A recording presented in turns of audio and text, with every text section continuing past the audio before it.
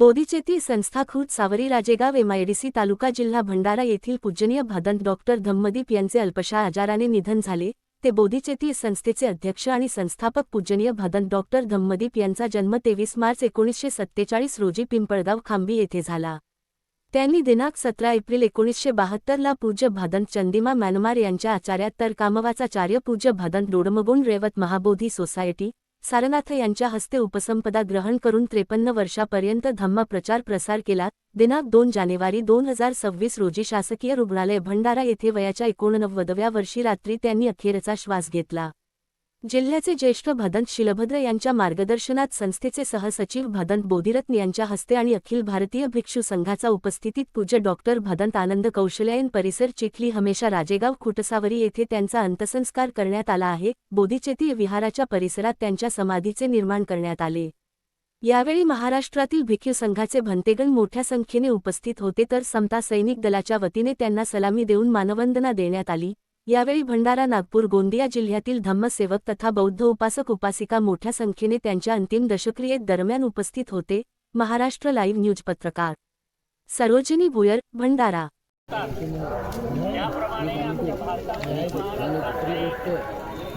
खास करून भंडारा नागपूर शाळेमध्ये एखाद्या शाळेमध्ये जातात हे मोठं काम आहे।